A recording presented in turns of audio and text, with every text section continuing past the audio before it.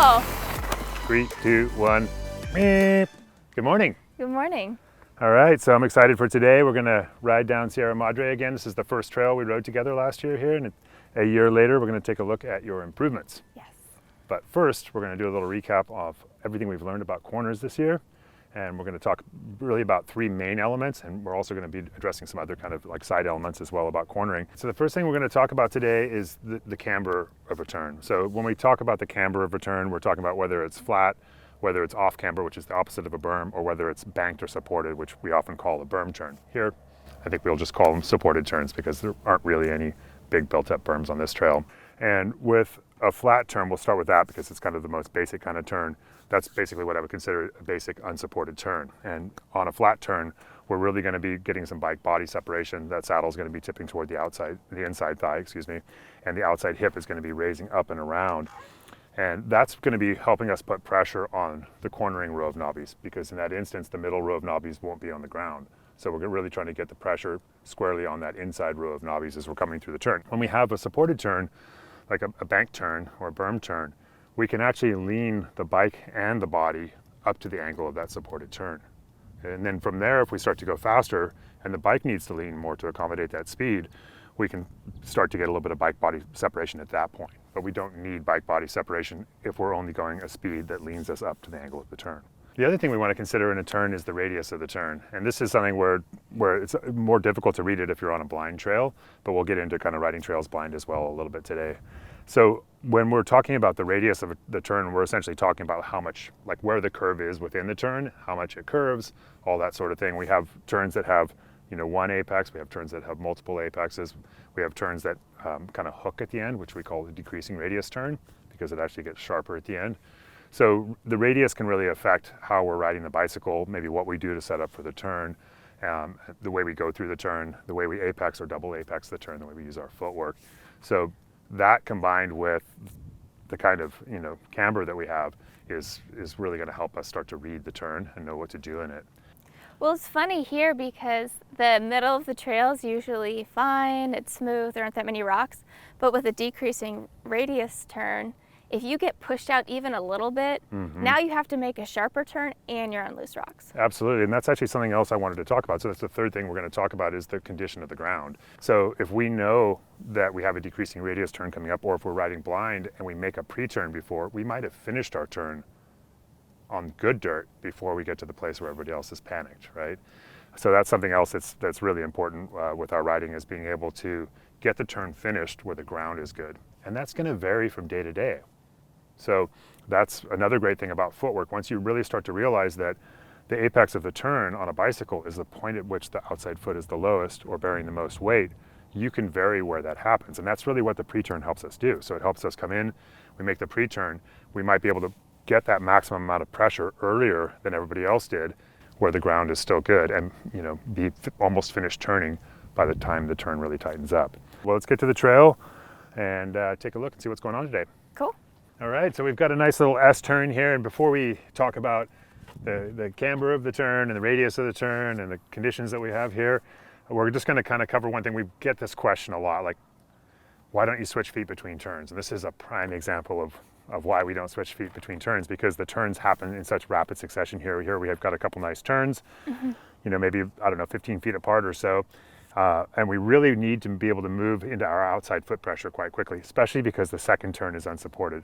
This first turn has a little bit of support, which is going to make us, be able to maintain speed and feel like really good about ourselves. And then the second turn is a little bit sharper and has no support. So we're really going to want to be on our outside foot pressure. And so we want to be able to take the shortest path to doing that. Now, you and I both lead left foot forward. So we're going to be coming into here and making back foot pressure, and then moving through neutral and making front foot pressure. And if we were to try and switch feet, it would become really clumsy and we'd have to slow down a lot to do it. So we want to be able to move very quickly from foot to foot as we come through this section. So the teeter-totter instead of a...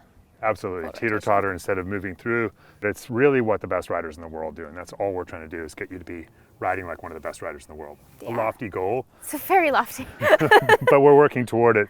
And this is one of the habits that top riders have, is that they lead with the same foot. Now, totally fine if somebody's comfortable riding with either foot forward to switch feet for a whole section. but you don't want to get into the habit of switching feet from turn to turn. So here we've got nice support here, not what I would call a berm, but a little bit of support so we can lean both the bike and the body, but then the support starts to move away a little bit. So as we move through this turn, we're going to be raising the outside hip through, and the next turn is completely unsupported, and we're really going to be raising the hip through to get through that. Okay, so we're going to be moving from foot to foot as we come through here. Jamine's business today. She's really getting a run at it. All right, come on down, Lynette.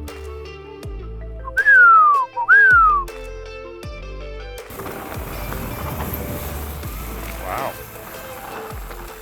Count me impressed. That was awesome. Tag that bush. Well, that's because you're It's ripping. okay. You're leaning in. This bush is actually pretty friendly as far as bushes out here go. Yeah, well, that's nice. That's a good start. That was super fast. I thought you looked great through there. What was really apparent to me was how much you were leaning bike and body. Well, first, what was apparent to me was like, holy crap, you're going fast. That was cool. So Yay. a huge speed improvement over last time we were up here. That's for sure. You were really leaning bike and body here. A little bit of bike body separation, then a lot more bike body separation in your little bush slalom there. Nice. Super poppy and lively out of that second turn. That was awesome. You almost aired out of the second turn. Sick. Really cool. That was impressive. Super, super fast. I mean, you're almost getting like weightless between turns, and even out of that flatter turn at the end, you were like almost in the air. It was super, super cool. And you did a little bit of a pre-turn. Did you even know you did that? No. Okay, yeah, so it's starting to become instinctive. And the reason you did that is you could start this turn earlier. So you can, if you see your marks, they start back there. See your turn there? Oh, yeah. So you did a lot of your turn way back there, whereas most riders would come to where you're standing and go, oh man, tight turn. But you actually pre-turned super hard, way up there.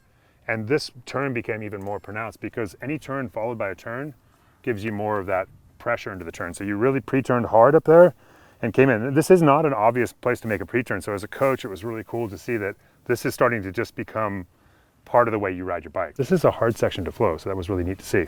Yeah, thank you. Good work. All right.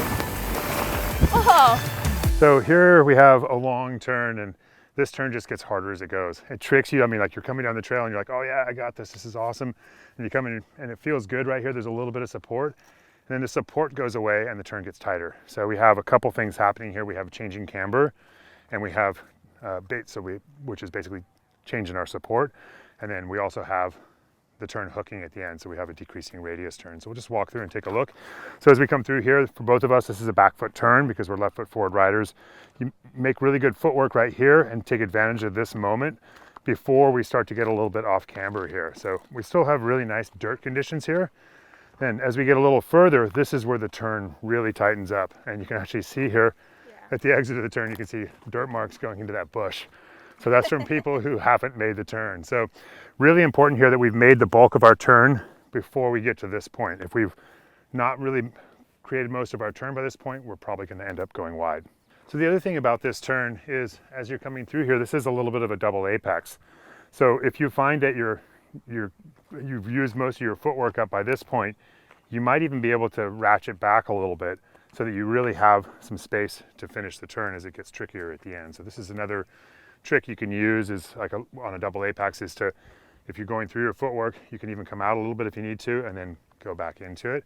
But you don't need to be conscious of that. Your footwork's getting really natural now. So just do what feels natural to you. In a perfect world, you'd come through here using some footwork and moving down through the footwork, but you'd still have a little bit left to finish the turn. So you might not have to ratchet back, but if you do find like, oh my gosh, I had to go all the way down to get control, and then the turn keeps going, you might need to come back up before that last part of the turn in order to finish it strong. So this one is both decreasing radius and double apex. It's decreasing radius, changing camber, and double apex, right? So it goes from a little bit of support up there to flat to a little bit off camber. It's got an apex point here, and then it's kind of straight here, and then another apex point, right? So we've got a lot of things going on here at once. Not blowing through your footwork is a really important thing eventually, like as you're getting your speed up really high. If you come in and just blow through all your footwork and then the turn keeps going, you're in trouble. So if that does happen again, we can ratchet back, reset, and come back through. But ideally, we'd just use part of our footwork and then finish strong with the rest of our footwork. Woo! Nice. I think that's cheating. What's that? If you skid your rear wheel, is that cheating? I mean, you did what you had to do. You came into there pretty hot, and then you felt the support go away right here, right? Yeah. There's that moment where you're like, oh. What you did really well there, though, is you had footwork left, and I think you could have gotten away without the panic braking that you did, but what you did worked out just fine. So maybe just slow it down a touch and really like finish your footwork kind of in this zone down here. Yes. Awesome. So good, Linnea. You know what I think was a difference that time versus the time before is you really got your outside hip up and around. So you weren't kind of like leaning into the turn like this, you were cranking and you were really getting the bike up on the edge.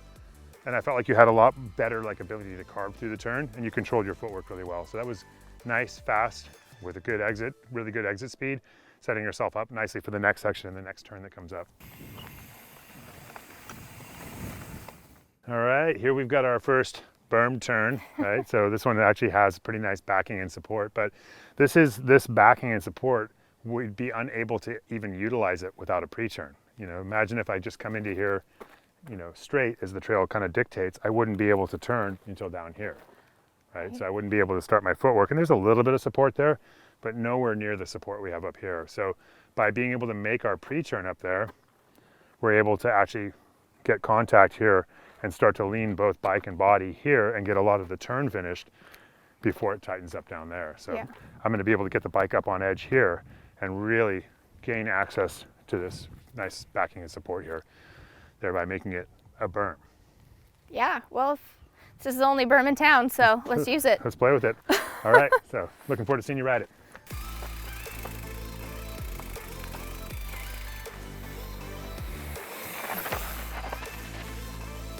Baller. Oh my gosh, that was awesome, Linnea. That was super cool. Really, really good consistent use of your feet. You had some footwork left to finish the turn. You got really good maximum use of the berm here.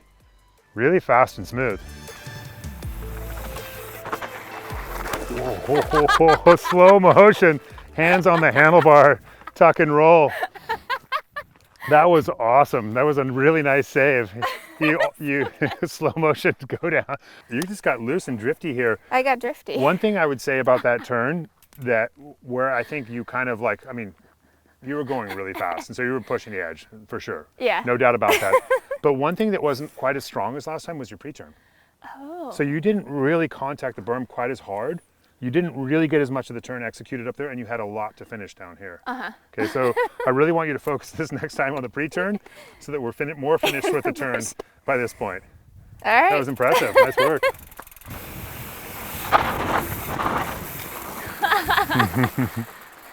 These are all left-handers. They're hard for me. Yeah, they are, but you're getting so much better. I mean, the cool thing there is like what we talked about is being able to adjust in real time. Yeah. You know, you were kind of like, ooh, went in a little bit hot. You made good contact with the berm, but you did something different than you did last time, right? And that you're just kind of being able to mix it up on the fly, and I really like seeing that. So it's good. These are tricky conditions. Yeah. Let's do another run through. That was great though. Hunting around for more tips on riding? Check out fluidrideonline.com.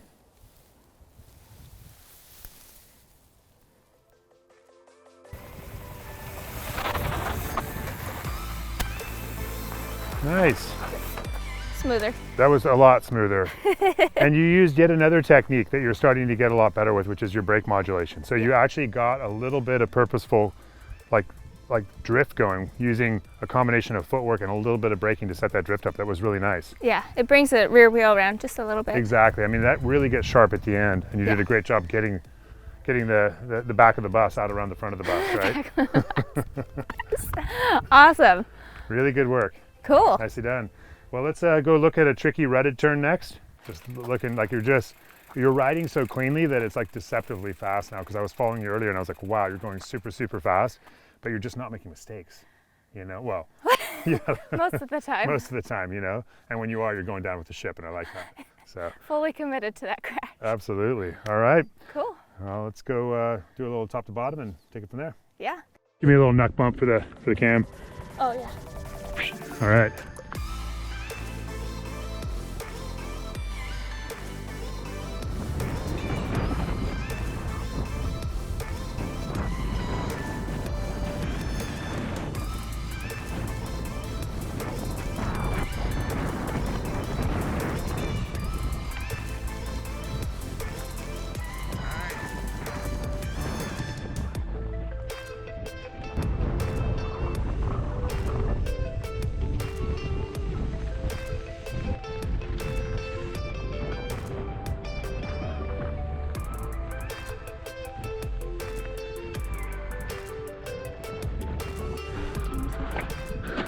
Well, that was really cool to be able to like talk about that trail in a little more comprehensive manner than we did last year. Like last year I was like, okay, you need to move forward a little bit more. You need more outside foot pressure. Now we're outside foot. Yeah, and now we're really getting into like the true like nuts and bolts of the cornering, which was really cool.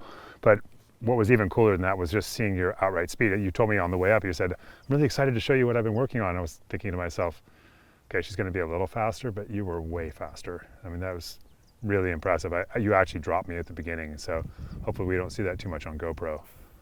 Really, really good. Now, I think you've got 3 hours before your flight. Kind of close with the flight, but we were here exactly a year ago, and it was really a fun moment for me to get to show you how far we've come. Yeah, it was a fun moment for me as well. Yeah, thanks. All right, see you I'll back see in you at Seattle. home.